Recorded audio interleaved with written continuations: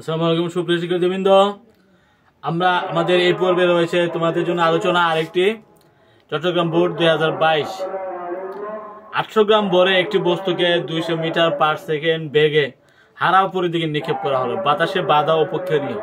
এগুলো আমাদের উদ্দীপক কি বলছে, 800 গ্রাম ভরের একটি বস্তুকে 200 মিটার পার সেকেন্ড বেগে হারা উপরের দিকে নিক্ষেপ করা হলো। কত উচ্চতা বস্তুর বিভব এবং গতিশক্তি সমান হয়ে যাবে। বস্তুর বড় হলো 800 গ্রাম মানে 0.8 কেজি। বস্তুর আদিবে 200 মিটার পার সেকেন্ড। বস্তুর ভর এম হইল 800 গ্রাম, তার মানে 0.8 কেজি। এককগুলো আগে ঠিক করবে। তারপরে আদিবে কত বেগে উপরের দিকে নিক্ষেপ করছে, হারা উপরের দিকে 200 মিটার পার সেকেন্ড। আদি বেগ ইউ সমান 200 মিটার পার সেকেন্ড। কত উচ্চতা বস্তুর বিভব এবং গতিশক্তি সমান। আমরা মনে করি ভূমি থেকে x উচ্চতায়, বিভব শক্তি এবং গতিশক্তি সমান হবে। মনে করে ভূমি থেকে x উচ্চতায়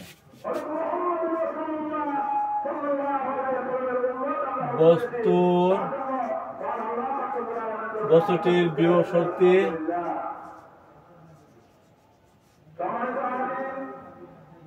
ও গতিশক্তি সমান হবে।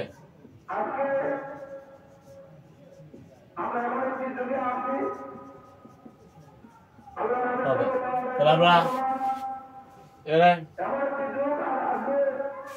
প্রশ্ন মতে বিভব শক্তি কত, mg উচ্চতা হলে x, mgx। গতিশক্তি কত, হাফ m v স্কয়ার, দুই আমরা বাদ দিতে পারি। gx এর সমান দুইটা মান গুণ করে 2gx v স্কয়ার, তাই না? 2gx এর সমান v মানে u স্কয়ার মাইনাস 2gx। এর উচ্চতা কিন্তু x ধরতে হবে। গতিশক্তির ক্ষেত্রে x, বিভব শক্তির ক্ষেত্রে কিন্তু x, বুঝছো? তাহলে v স্কয়ার সমান u স্কয়ার মাইনাস নিচে আমরা যেহেতু উপরের দিকে হারা উপরের দিকে নিক্ষেপ করছে, উপরের দিকে নিক্ষেপ করলে এই ব্যাগগুলো v স্কয়ার মাইনাস 2g যেহেতু উপরের দিকে, আবার নিচ দিকে হলে প্লাস হইতো, পরন্ত বস্তু যেহেতু উপরের দিকে মারছে অবশ্যই মাইনাস। ওকে, x উচ্চতা 2gx plus 2gx u square সমান হলো 200 স্কয়ার, তাই না? মানে 40,000। x equal to 40,000 4g 40,000 4g কত 9.8 29.2।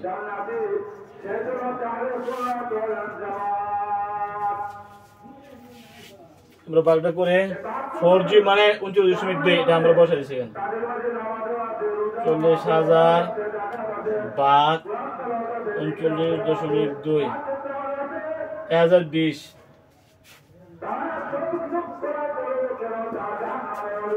408 মিটার, অর্থাৎ 1020.408 মিটার উচ্চতায় বস্তুর বিভব এবং গতিশক্তি সমান হয়ে যাবে।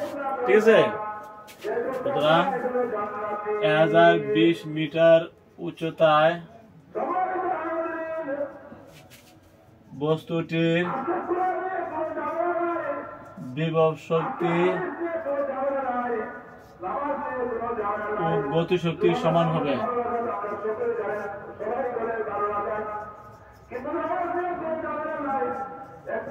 ঠিক আছে, এটা হবে আমাদের অ্যান্সার। ঠিক আছে? তো এই নিয়মে তোমাদের অঙ্ক আসতে পারে, যদি আসে তাহলে এই নিয়মে করবা। হ্যাঁ,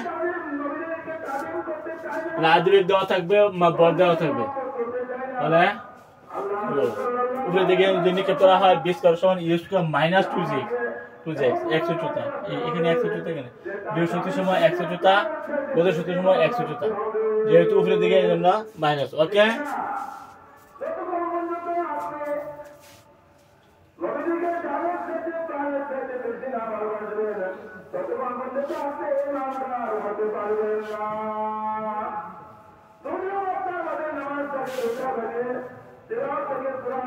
এক 1020 মিটার উচ্চতায় বস্তুর বিভব এবং গতিশক্তি সমান হবে।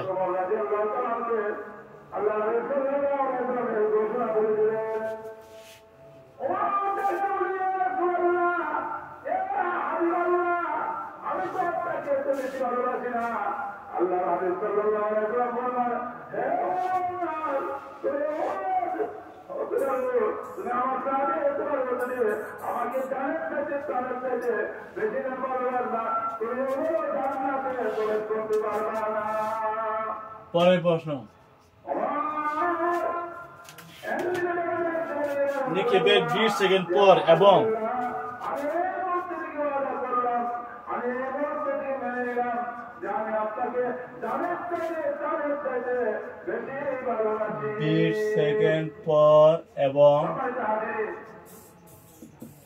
পরন্ত অবস্থায়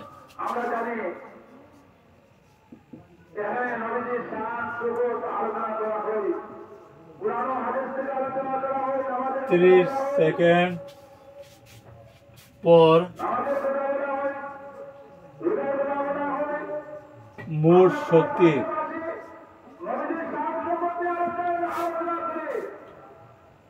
পরিমাণ অপরিবর্তিত থাকবে কি? পরিমাণ অপরিবর্তিত থাকবে কি?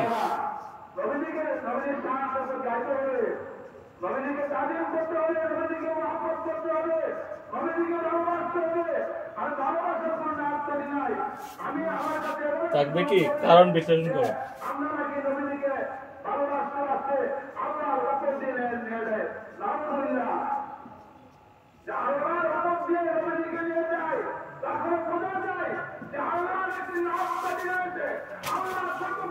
এই যে 800 গ্রামের বড় বস্তুটা, এটা কিন্তু 200 মিটার পার সেকেন্ড থেকে হারা উপরের দিকে নিক্ষেপ করছে, তাই না? উপরের দিকে যদি নিক্ষেপ করে, বলতে হবে 20 সেকেন্ড পরে যে তার একটা শক্তি হবে, মোট শক্তি পরন্ত অবস্থায় 30 সেকেন্ড পর মোট শক্তি পরিমাণ অপরিবর্তিত হবে কি না, নাকি পরিবর্তিত হবে, কারণ বিচার করতে। প্রথমে আমরা 20 সেকেন্ডের অবস্থা ব্যাখ্যা করবো, তারপরে হলো 30 সেকেন্ডের অবস্থা। ওকে, 20 সেকেন্ড পরে বস্তুটা ব্যাগ কিন্তু একটা ব্যাগ থাকবে, তাই না? 20 সেকেন্ড পরে কিন্তু বস্তুটা একটা নির্দিষ্ট উচ্চতা উঠবে। 20 সেকেন্ড পরে কতটুকু উচ্চতা উঠবে এটা আমরা হিসাব করবো। 20 সেকেন্ড পরে তার ব্যাগটা কত হবে, সে ব্যাগ থেকে আমরা গতি শক্তি নেব, আর উচ্চতা থেকে আমরা বিয়োগ শক্তি নেব, তাই না? 20 সেকেন্ড পরে দুইটা শক্তি নেওয়ার পরে যোগ করবো, তাহলে মোট শক্তি আমরা পাবো। তারপর হিসাব করবো 30 সেকেন্ড পরে। ওকে, প্রথমে আমরা হিসাব করবো 20 সেকেন্ড পর।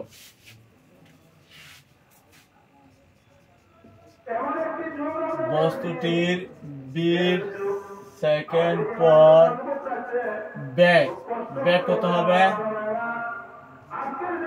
ইউ মাইনাস জিটি, যেহেতু এটা উপরের দিকে ব্যাগ মাইনাসে উচ্চতা সবই মাইনাস হবে, যেহেতু উপরের দিকে। ইউ হইল 200, 9.8 ইন্টু 20 সেকেন্ড,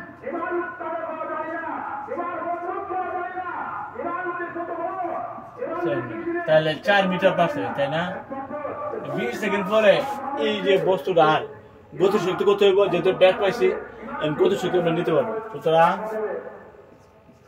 20 সেকেন্ড পর বস্তুর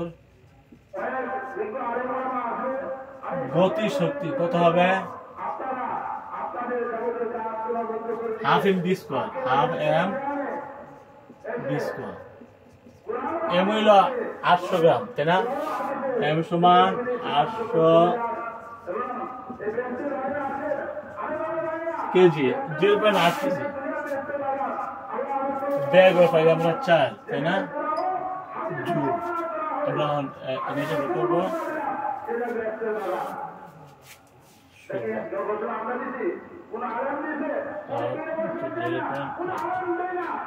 ছয় দশমিক চার গতিশক্তি আমরা পাইছি কত 6.4 জুল। এখন 20 সেকেন্ড পরে উচ্চতা কত দূর উপরে উঠলো এটা আমরা হিসাব করি। উচ্চতা নেওয়ার পরে বিভব শক্তি হিসাব করবো। আবার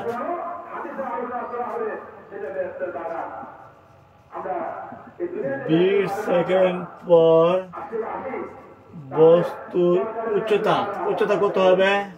এই সমান UT minus half GT square, তাই না?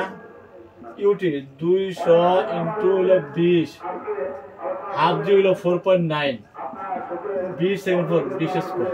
আমরা সংক্ষিপ্ত হিসাব করতেছি 4000 মাইনাস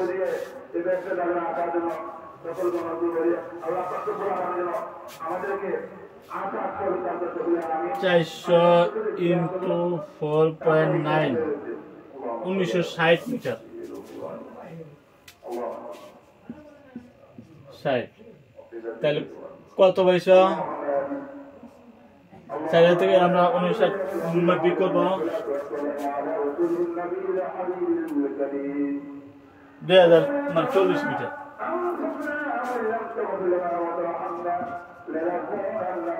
20 সেকেন্ডে বস্তুরা 200 মিটার পার সেকেন্ড বেগে 2040 মিটার উপরে উঠছে, তাই না? 2040 মিটার উপরে তার বিভব শক্তি কত? আমরা কিন্তু 20 সেকেন্ডের পরে ব্যাগ থেকে আমরা গতি শক্তি নিচ্ছি, তাহলে উচ্চতা থেকে আমরা নেব বিভব শক্তি। দুই শক্তি আমরা যোগ করবো, বলতে পারবো যে 20 সেকেন্ড পরে শক্তি কত, তাই না? সুতরাং 20 সেকেন্ড পর বস্তুর বিভব শক্তি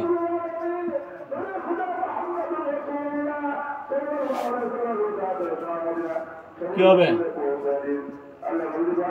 mgh, m হইল 0.8, g হইল 9.8, h হইল 4040 জুল। এখন আমরা হিসাব করবো 4040 ইন্টু 0.8 ইন্টু 9.8, 15993.6 জুল। তাহলে 20 সেকেন্ড পরে যে উচ্চতা উঠলো এই উচ্চতা আমরা বিভব শক্তি হিসাব করছি। 20 সেকেন্ড পরে যে ব্যাগ আসছিল ব্যাগের থেকে গতি শক্তি আমরা হিসাব করছি, তাই না? এই গতি শক্তি এবং বিভব শক্তি দুটো আমরা যোগ করি 20 সেকেন্ড পরে মোট শক্তি আমরা পাই যাবো, তাই না?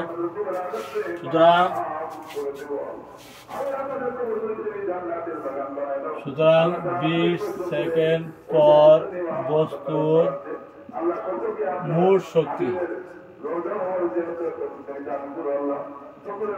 ইকে মানে কাইনেটিক এনার্জি গতি শক্তি, আর ইপি মানে পোটেনশিয়াল এনার্জি মানে বিভব শক্তি। ইকে পাইছি 6.4 জুল, ইপি পাইছি 15,993.6 জুল। আমরা এখন দুইটা যোগ করব, যোগ করে বুঝতে পারবো যে কত হয়।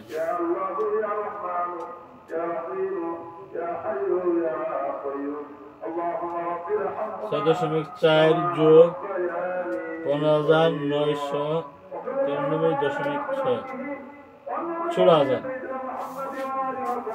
জুল। ঠিক আছে, 20 সেকেন্ড পরে গতি শক্তি আর বিভব শক্তি মিলে হইলো 16,000 জুল। ঠিক আছে, আবার 30 সেকেন্ড পরে শক্তি কি অবস্থা আমরা এখন চেক করব। ঠিক আছে, 20 সেকেন্ড পরে কিন্তু 16,000 জুল হইলো। আমরা গতি শক্তি নিয়েছি উচ্চতা থেকে, উচ্চতা নিয়েছি আমরা বিভব শক্তি নিয়েছি, দুই শক্তি যোগ করছি আমরা পাইছি 16,000 জুল, তাই না? 20 সেকেন্ড পরে পাইছি 16,000 জুল। এখন হিসাব করবো 30 সেকেন্ড পর। 30 সেকেন্ড পর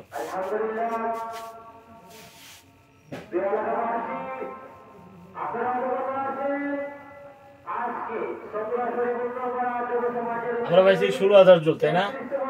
20 সেকেন্ড পরে শক্তি হইল 16,000 জুল। আমরা পাইছি 16,000 জুল। এখন চেক করবো বস্তুটা সর্বোচ্চ কত মিটার উঠতে পারে, সর্বোচ্চ কত মিটার উঠতে পারে, এই উচ্চতাতে কত আমরা চেক করবো। মনে করে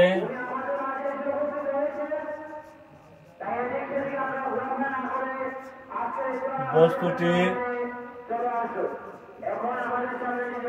সর্বোচ্চ উচ্চতা h মিটার। ঠিক আছে, আমরা পাই b স্কয়ার সমান u স্কয়ার মাইনাস 2j। যদি উপরের দিকে নিয়ে বসে এই সূত্রটা কিন্তু মাইনাস হবে, উপরের দিকে নিয়ে সর্বোচ্চ উচ্চতা কিন্তু শেষ বেগ 0, তাই না? সর্বোচ্চ উচ্চতা শেষ বেগ 0, তাই না? ইউ 200 মিটার, 2g মানে 19.6 h। ঠিক আছে,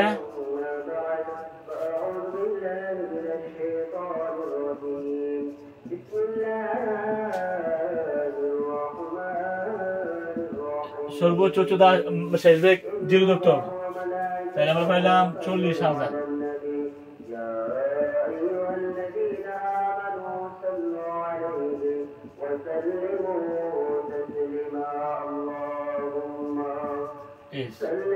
ঠিক আছে, দুই দিকে মানুষের বাদ দিলাম।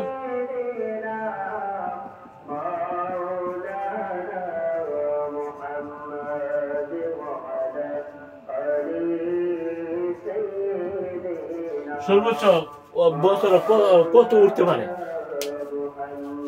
আমরা এখন চেক করতেছি। 4,000, 40,000 ভাগ 20, 40, 81, 20,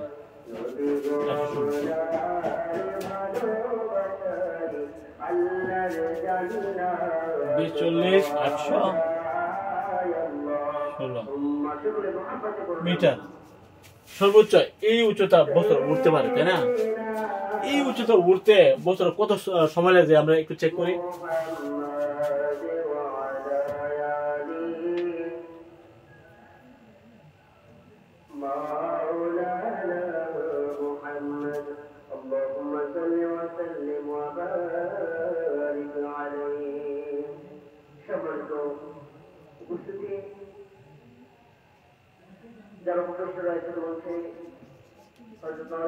ধরি 2040 মিটার 40.816।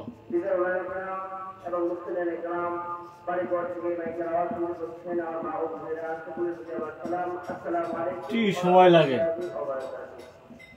তাহলে আমরা কি বলতে পারি? আমরা জানি h = হাফ, যখন উপরেটা ফরব তাহলে এই উচ্চতা ফরব পরন্ত অবস্থা। আমরা এখন হিসাব করতে আসছি পরন্ত, সর্বোচ্চ উচ্চতা ওঠার পরে এই উচ্চতা কিন্তু উঠছে, কিন্তু ফরব আবার এই উচ্চতা না, হাফ জি স্কয়ার। ইউ সমান 0 মিটার পার সেকেন্ড যখন পরন্ত অবস্থা, পরন্ত অবস্থা। তাহলে এই ছিল 2040.816, হাফ জি হলো 4.9 টি স্কয়ার। টি স্কয়ার = 2040.816 9 কত হয় আমরা ঠিক করব ভাগ 4.9 416.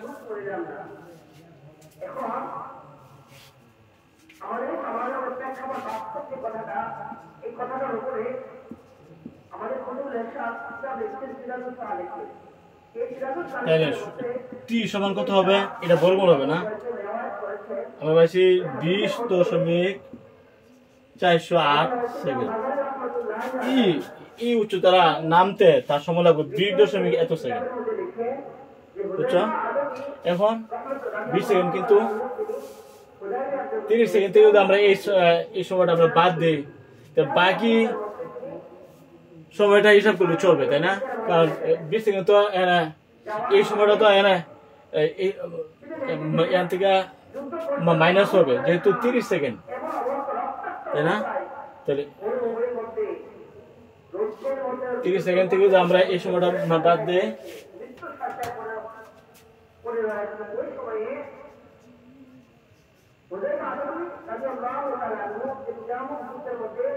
30 বিয়োগ 20.408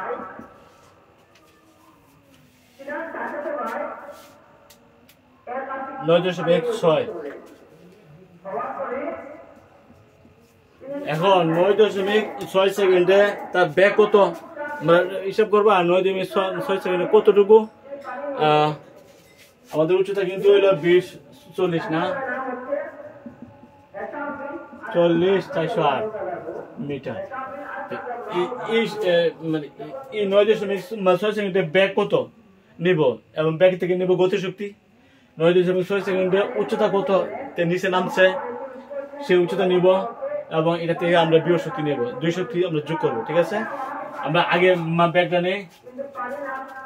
সুতরাং 9.6 সেকেন্ডে ব্যাক জিটি, কারণ এখন তো এটা পরন্ত অবস্থা, তাইলে 9.8 ইন্টু 9.6 সেকেন্ড এটা হলো ব্যাক।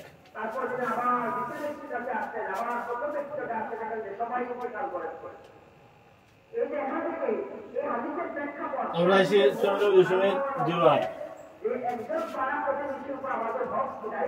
Metre per second. ঠিক আছে, এই 9.6 সেকেন্ডে এই উচ্চতা তার নামতে 20 এত সেকেন্ড সময় লাগছে।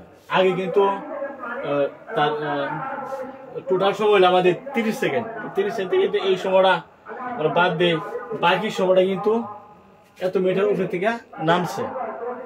এই জন্য আমরা বাকি সময় 9.6 সেকেন্ড। এই সময়ের মধ্যে তার ব্যাগটা কত 94 এত মিটার পার সেকেন্ড, তাই না? সুতরাং 9.6 সেকেন্ডে গতি শক্তি হাফ এম ভি স্কয়ার।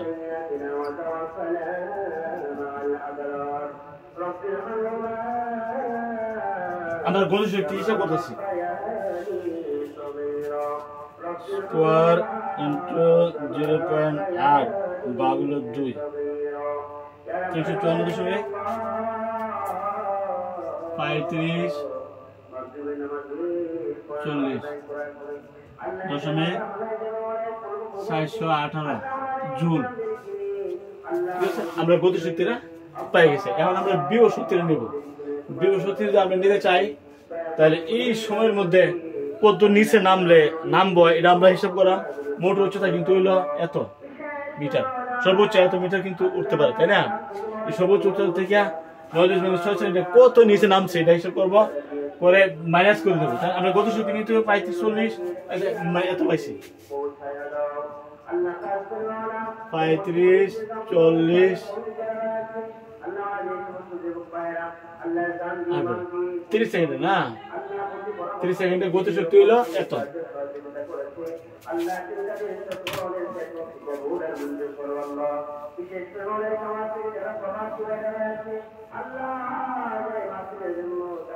এখন এই 9.6 সেকেন্ড 3 সেকেন্ডের থেকে 9.6 সেকেন্ডে কত নিচে নামলো। আবার is equal to half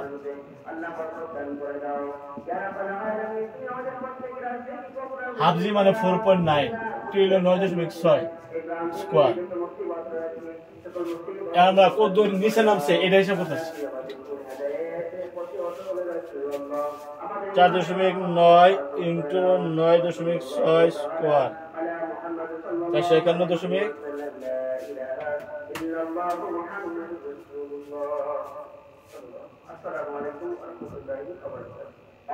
584 metre. এত মিটার কিন্তু 9.6 সেকেন্ডে নিচে নামছে না।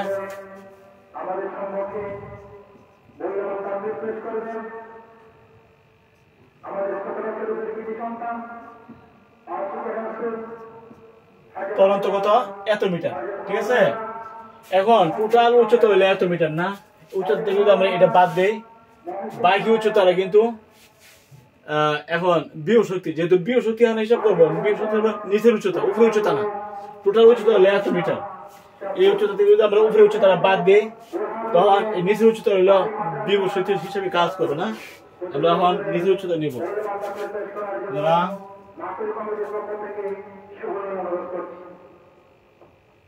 9.6 সেকেন্ডে বিভব শক্তি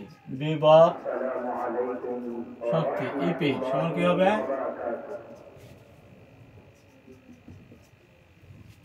mgh 0.8 9.8 h কিন্তু হইল এই উচ্চতা থেকে 9 সেকেন্ড উচ্চতা বাদ যাবে 2040.8 মাইনাস 451.584 মিটার।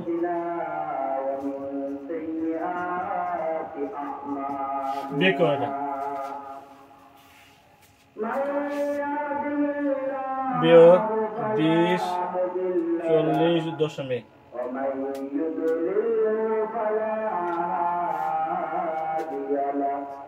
1524, ঠিক আছে জোল। আর আমরা শব্দ হিসেবে করবো into 9.8 into 0.8 12,456 এত জোর। আমরা বিভব শক্তি নিলাম, আগে নিয়েছিলাম আমরা গতি শক্তি 9.6 সেকেন্ডে গতি শক্তি 30 সেকেন্ডের মধ্যে এই যে সময়টা বাকি সময়টা গতি শক্তি কত এবং বিভব শক্তি কত আমরা হিসাব করছি, দুটো যোগ করবো। গতি শক্তি পাইছি এত না, গতি শক্তি অ্যাঙ্গেলে আছে 35-40.7 আর বিভব শক্তি পাইছি এত, দুইটা শক্তি আমরা যোগ করবো 9 অর্থাৎ 30 সেকেন্ড পর মূল শক্তি এখন হিসাব হয়ে যাবে, ঠিক আছে।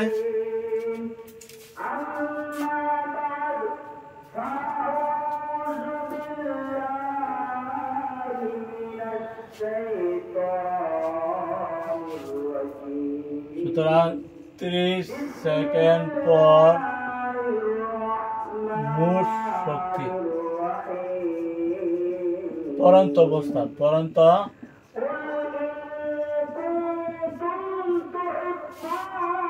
কে মানে গতি শক্তি আর ইপি মানে বিভব শক্তি। গতি শক্তি পাইছি আমরা 35-40.418 জুল আর বিভব শক্তি পাইছি 12,456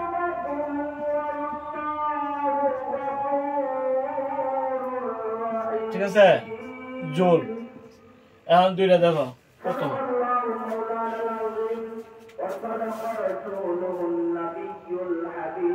যোগ 35-40.8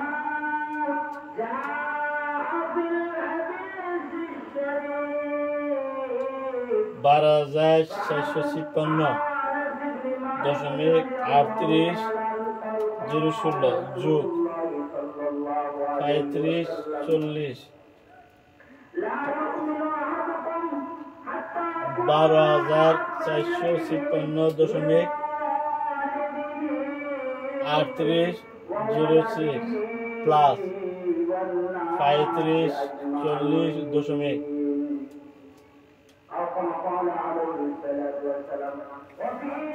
1599 নয়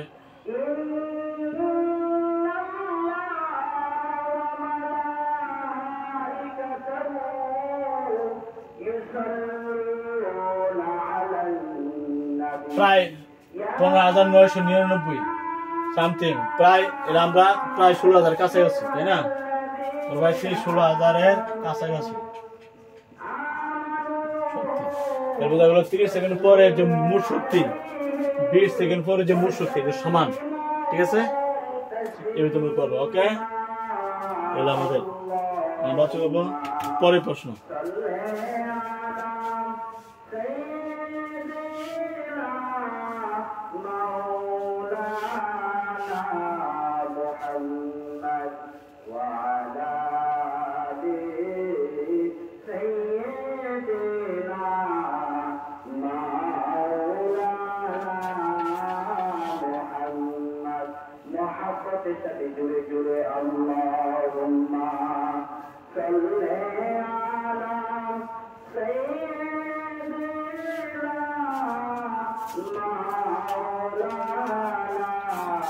আবর্ত ঘর্ষণ কাকে বলে? ক।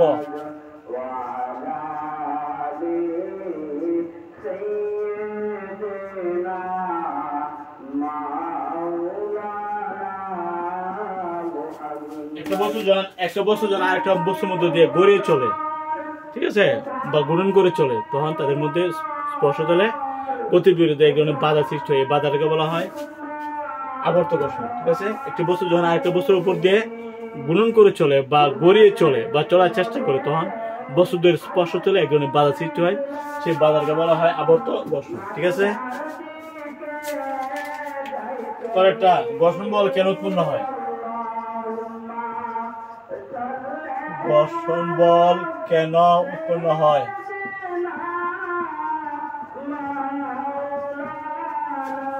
আসলে ঘর্ষণ থেকে হইলো ঘর্ষণ বল। একটা বস্তু যখন আরেকটা বস্তুর উপর দিয়ে চলে বা চলার চেষ্টা করে, তখন বস্তু দ্বয়ের স্পর্শ তলে এক ধরনের বাধা সৃষ্টি হয়। এই বাধাটাকে বলা হয় ঘর্ষণ। বাধাকে, এই বলটাকে বলা হয় ঘর্ষণ বল। ঠিক আছে, এভাবে কিন্তু ঘর্ষণ বল সৃষ্টি হয়। একটা বস্তু যখন আরেকটা বস্তুর উপর দিয়ে চলে বা চলার চেষ্টা করে, তখন বস্তুদ্বয়ের স্পর্শ তলে এক ধরনের বাধা সৃষ্টি হয়। এই বাধাকে বলা হয় ঘর্ষণ। এই বাধানকে, এই বলটাকে বলা হয় ঘর্ষণ বল। ঠিক আছে, এভাবে ঘর্ষণ তৈরি হয়। আগামী ক্লাস আমরা এখানে শেষ করছি। সবাই ভালো থাকো, আলহামদুলিল্লাহ।